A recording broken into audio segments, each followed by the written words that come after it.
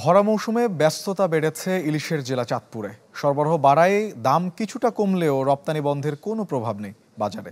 তবে দাম আরও কমবে বলে আশা করেছেন ব্যবসায়ীরা। চাঁদপুর থেকে আলী ইমরান শোভনের রিপোর্ট।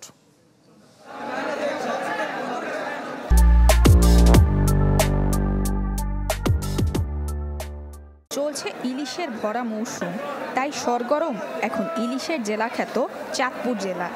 ব্যস্ত সময় কাটছে ব্যবসায়ীদের। সরবরাহ বেড়ে যাওয়ায় দামও কমেছে কিছুটা।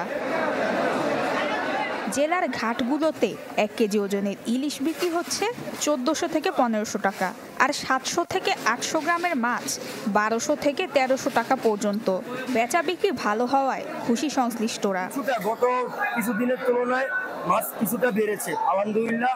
আশা করি আগামীতে মাছ আরো বাড়বে। আমরা আশা রাখি অদূর ভবিষ্যতে মাছের রেট আরো কমবে এবং পর্যাপ্ত মাছ চাঁদপুর মাছ ঘাটে আসবে ইনশাল্লাহ। 10 টাকা আমরা রুজি করতে আসি, এইটাই আমরা অনেক খুশি। এখন একটু কিছুটা মাছ বাড়ছে, তবে গুঁড়া মাছটা একটু বেশি বাড়ছে, বড় মাছটা একটু কম। বন্ধ রয়েছে ইলিশের রপ্তানি, যদিও তার কোনো প্রভাব পড়েনি স্থানীয় বাজারে। তবে সরবরাহ আরও বাড়লে সম্ভাবনা রয়েছে দাম কমার। মাছের দাম আগের থেকে মোটামুটি কিছুটা কম। আপনারা ধরেন কেজিতে 200-100 টাকা কম।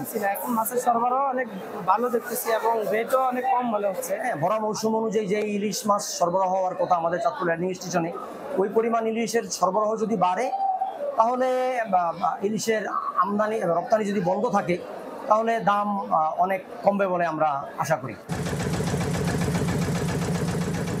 চাঁদপুরে পদ্মা ও মেঘনা নদীতে মাছ ধরে 50,000-এরও বেশি জেলে, যেখান থেকে প্রতিদিন ইলিশের যোগান আসে 60 থেকে 800 মণ।